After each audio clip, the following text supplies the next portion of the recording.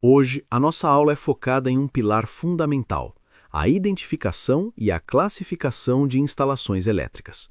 Isso aqui pode parecer um tema puramente teórico à primeira vista, mas, na prática do dia a dia, é exatamente o que evita que você trabalhe no lugar errado, com a atenção errada ou sob um risco que você sequer mapeou. Em elétrica, a primeira e mais importante etapa de segurança, além do uso do EPI, é a consciência situacional. Saber exatamente que instalação é essa, como ela é alimentada, de que forma é protegida e, principalmente, onde estão localizados os pontos de seccionamento real. Vamos começar pelo conceito básico. O que define uma instalação elétrica? Não é apenas um emaranhado de fios, é o conjunto de componentes coordenados que leva a energia desde o ponto de entrega da concessionária até as cargas finais. Isso inclui a entrada de energia, o sistema de medição, os dispositivos de proteção contra sobrecarga e curto-circuito, os quadros de distribuição, os condutores, os dispositivos de manobra e todos os equipamentos alimentados. Identificar uma instalação não é simplesmente bater o olho em um quadro, é entender o caminho da energia e reconhecer as barreiras de proteção que existem no meio desse trajeto. Quando você executa essa identificação de forma técnica, você para de agir por suposição e começa a agir por confirmação técnica. Na classificação, a primeira divisão importante é entre baixa tensão e alta tensão. Em termos práticos e normativos, a baixa tensão, ou BT, engloba a maior parte do que você encontrará em residências, comércios e na maioria das indústrias, respeitando os limites de até 1000 volts em corrente alternada. Já a alta tensão, a AT, aparece onde a energia precisa ser transmitida ou distribuída em níveis elevados, exigindo procedimentos, ferramentas e controles muito mais específicos, conforme as exigências da NR10. O ponto fundamental aqui não é apenas decorar números de tensão, é reconhecer que a classe de tensão muda drasticamente o tipo de risco e a energia disponível em caso de uma falha. Em sistemas de alta tensão, o erro costuma ser implacável e muito menos tolerante. Outra classificação essencial é o tipo de alimentação, monofásica, bifásica ou trifásica. Isso impacta diretamente a forma como você realiza as medições e equilibra as cargas.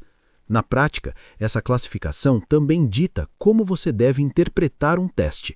Uma leitura de tensão estranha no seu multímetro pode ser apenas uma característica do sistema ou indicar um problema real de neutro rompido. Se você confunde o tipo de sistema, você testa errado, interpreta os dados de forma equivocada e acaba tomando uma decisão técnica perigosa. Agora, vamos avançar para a identificação prática diretamente no local de trabalho. Você deve sempre iniciar sua análise com uma pergunta crítica. Onde está localizado o ponto de seccionamento? Qual é o dispositivo que realmente interrompe a alimentação total daquela instalação? Pode ser um disjuntor geral, uma chave seccionadora sobrecarga ou um quadro geral de força. O erro mais comum e perigoso é o profissional achar que, por ter desligado um único disjuntor, o circuito está completamente desenergizado. Em instalações modernas e complexas, existe o risco real de alimentação paralela ou fontes alternativas de energia. Estou falando de geradores automáticos, sistemas de no-breaks de grande porte, energia solar fotovoltaica e até bancos de baterias. Identificar a presença dessas fontes é parte essencial da classificação do risco, porque isso muda completamente o cenário do que pode continuar energizado mesmo após o desligamento da rede principal da concessionária. Depois disso, identifique o tipo de quadro que está manipulando. É um quadro de distribuição de circuitos finais, um quadro geral de baixa tensão ou um painel de automação. Cada um possui uma função distinta e riscos específicos. Quadros de comando e automação envolvem lógica de controle, contatores, relés e inversores de frequência. Nesses casos, existe um perigo oculto. Às vezes, você corta a potência do motor, mas o circuito de comando ou a sinalização ainda possuem energia presente. Saber distinguir isso evita o erro fatal de acreditar que o painel está desenergizado quando ainda há tensão de controle circulando. Em seguida, faça uma leitura das proteções instaladas. Veja se existem disjuntores termomagnéticos, fusíveis tipo NH ou Dia-Z, dispositivos diferenciais residuais, os famosos DRs, e protetores contra surtos, os DPS. Observe também se há seccionadoras e intertravamentos mecânicos. A presença dessas proteções não elimina o risco, mas serve como um mapa de como aquela instalação foi projetada para se comportar. Além disso, sinais de proteção mal dimensionada, improvisos ou falta de seletividade são alertas claros de que a instalação pode ter um comportamento imprevisível durante uma manobra. Não podemos esquecer da avaliação do estado físico. Observe se as tampas estão íntegras, se existem barreiras internas contra toque acidental, a organização dos cabos, sinais de aquecimento nos bornes, presença de umidade, poeira condutiva ou adaptações improvisadas. Isso também faz parte da identificação técnica. Uma instalação que parece bem classificada no projeto pode estar em uma classe de risco muito maior se estiver degradada. O comportamento real da instalação no campo manda mais do que qualquer desenho técnico desatualizado. Além disso, avalie o ambiente ao redor. O local é seco ou úmido? Existe a presença de vapores inflamáveis, poeira metálica ou vibração excessiva?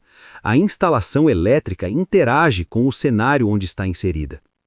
Outro ponto crucial é identificar o sistema de aterramento e as partes metálicas expostas. Procure pelo barramento de terra, pelo condutor de proteção e pelas conexões de equipotencialização em carcaças e estruturas. O tipo de aterramento, seja ele TNS, TNC ou TT, define como o sistema se comporta em uma situação de falta.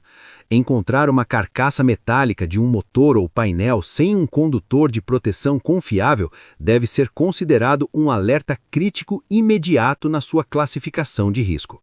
Para facilitar sua aplicação prática, eu desenvolvi um método baseado em 4 perguntas diretas que você deve se fazer sempre. Qual é a classe desta instalação? É baixa ou alta tensão e quais são os riscos inerentes? Como ela é realmente alimentada? Existe apenas a rede da concessionária ou existem geradores, sistemas solares e no-breaks integrados? Onde eu realizo o seccionamento e como eu garanto o bloqueio físico, aplicando os conceitos de Loto para impedir o religamento acidental? E o que ainda pode estar energizado mesmo após eu desligar o geral? Existem capacitores carregados, circuitos auxiliares ou retornos por circuitos vizinhos? Essa 4ª pergunta é o que evita o acidente que chamamos de desliguei e confiei. Em sistemas com inversores de frequência ou bancos de capacitores, a energia pode ficar armazenada por vários minutos após o desligamento. Portanto, desligar é apenas o começo. A confirmação da ausência de tensão com equipamentos testados é o que fecha o ciclo de segurança. Para fechar, guarde esta frase: instalação não é só tensão, é comportamento. 2 instalações com a mesma voltagem podem ter riscos muito diferentes dependendo de como foram montadas e mantidas. Antes de qualquer intervenção, aplique o hábito que salva: parar, checar, confirmar. Identifica, classifica e só depois executa. Segurança elétrica é responsabilidade de todos e começa entendendo exatamente onde você está pisando.